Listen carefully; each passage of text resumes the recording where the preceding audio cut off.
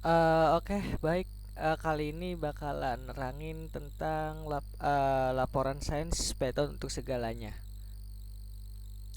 Di sini saya sudah buat laporan sains Python untuk segalanya oleh Andiliani pada tanggal 16 September 2025. Pendahuluan, Python, sebuah bahasa pemrograman serbaguna yang telah merevolusi berbagai industri, menawarkan ekosistem library yang sangat kaya dan terus berkembang.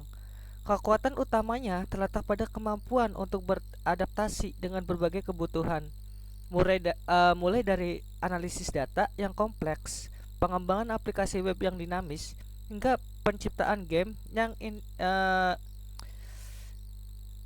imersif dan aplikasi seluler lintas platform. Dokumen ini akan melayani beberapa library Python paling populer, menjelaskan fungsi inti mereka dan menyajikan studi kasus praktis yang menunjukkan bagaimana Python dapat menjadi solusi untuk segalanya.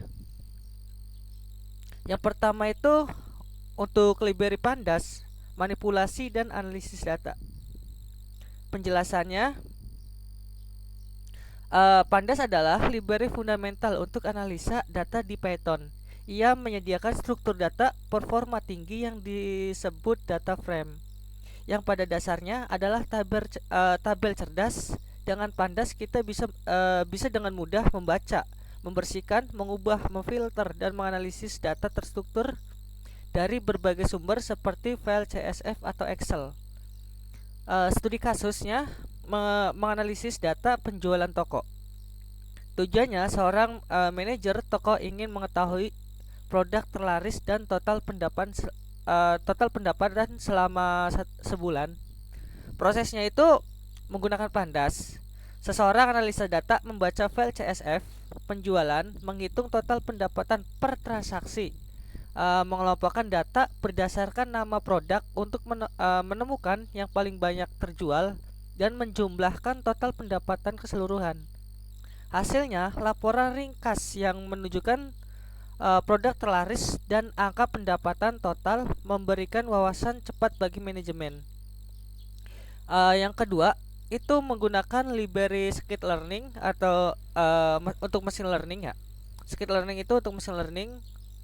Scikit-learning menyederhanakan penerapan algoritma machine learning klasik. Library ini menyediakan alat yang diefisiensikan untuk tugas-tugas seperti klasifikasi, memprediksi kategori, regresi, memperbaiki nilai numeric, dan clustering, mengelompokkan data.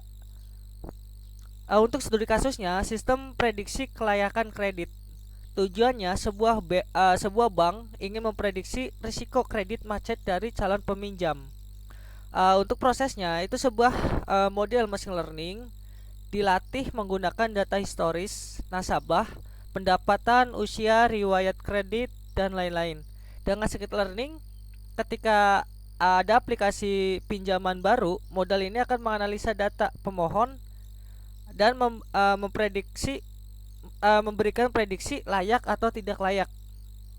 Hasilnya, sistem pendukung keputusan yang membuat bank mengurangi risiko finansial dan membuat keputusan pinjaman yang lebih tepat. Untuk yang ketiga itu menggunakan library TensorFlow. TensorFlow untuk deep learning. TensorFlow adalah platform canggih yang dikembangkan oleh Google untuk membangun dan melatih jaringan saraf tiruan neural network. Khususnya untuk model deep learning yang kompleks, sangat ideal untuk tugas yang melibatkan data tidak terstruktur seperti gambar, teks, atau suara. Studi kasusnya sistem absensi dengan pengenalan wajah. Untuk tujuannya itu mengotomisasikan proses absensi karyawan menggunakan pengenalan wajah. Prosesnya, sebuah model deep learning CNN dilatih menggunakan TensorFlow pada ribuan gambar wajah karyawan. Model ini kemudian diintegrasikan dengan kamera di pintu masuk untuk mengidentifikasi karyawan secara otomatis dan mencatat waktu kehadiran mereka. Hasilnya, sistem absensi yang akurat, efisien, dan sulit dimanipulasi, meningkatkan keamanan dan efisiensi operasional. Untuk bagian keempat ada Matplotlib dan uh, kelima itu Chevron, visualisasi data. Penjelasannya, Matplotlib adalah library dasar untuk membuat berbagai jenis grafik statis. Di Python, Chevron dibangun di atas Matplotlib dan memungkinkan pembuatan visualisasi statistik yang lebih kompleks dan menarik secara estetika dengan kode yang lebih sedikit. Untuk studi kasusnya, membuat laporan visual kinerja penjualan. Tujuannya itu menyajikan data analisis penjualan dalam format grafik yang mudah dipahami. Prosesnya itu, data yang telah diolah dengan pandas kemudian divisualisasikan diagram batang dibuat dengan Matplotlib untuk membandingkan penjualan antara produk, dan grafik garis dibuat dengan Chevron untuk menunjukkan tren penjualan dari waktu ke waktu. Hasilnya, dashboard visual yang memungkinkan manajemen untuk memahami tren dan wawasan bisnis secara cepat ya, mendukung pengembangan keputusan yang strategis. Yang keenam itu ada Flash. Flash itu untuk web developer. Flash adalah micro framework yang ringan dan fleksibel untuk membangun aplikasi web. Dan API dengan Python sifatnya yang minimalis, memberikan developer kontrol penuh atas komponen yang ingin mereka gunakan. Studi kasusnya membuat website blog pribadi. Tujuannya itu membuat sebuah situs web sederhana untuk mempublikasikan artikel. Prosesnya menggunakan Flash, developer mendefinisikan URL untuk halaman utama dan halaman artikel. Logika Python digunakan untuk mengambil konten artikel dari database dan menampilkannya menggunakan template HTML. Hasilnya sebuah website blog fungsional, tempat penulisan dapat berbagi tulisannya dengan dunia dengan kontrol penuh atas desain dan fungsionalitas. Terus ada Pygame untuk game developer. Pygame adalah library yang dirancang untuk pengembangan game 2 dimensi. Ini adalah alat yang hebat bagi pemula untuk mempelajari konsep dasar pengembangan game seperti game loop, penanganan input, dan rendering grafik. Studi kasusnya membuat game Snake klasik. Tujuannya itu mempelajari dasar-dasar logika pemrograman game.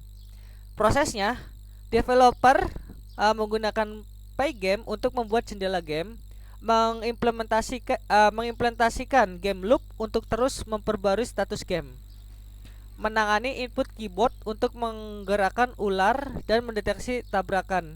Hasilnya sebuah game 2 dimensi sederhana yang dapat dimainkan sepenuhnya menjadi fondasi yang kuat untuk pengembangan game yang lebih kompleks. Ada Kivy, Mobile Apps Development. Untuk Kivy adalah framework cross-platform yang memungkinkan developer menulis kode sekali dalam Python untuk menjalankan di berbagai platform termasuk Android, iOS, Windows, dan macOS. Studi kasusnya membuat aplikasi to-do list.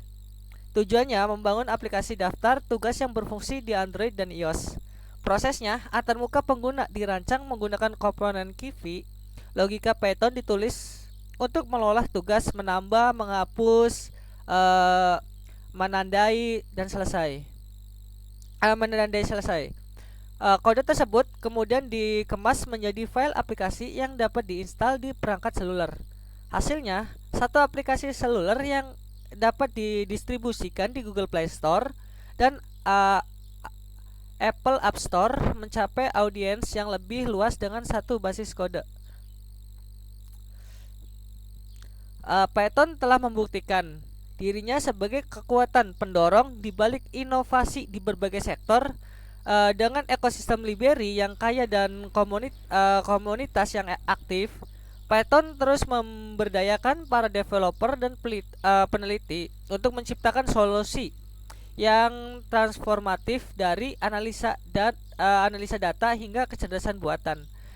Pengembangan web hingga aplikasi seluler, Python benar-benar menawarkan alat untuk membangun segalanya, membuka pintu bagi kemungkinan kemungkinan tak terbatas di masa depan.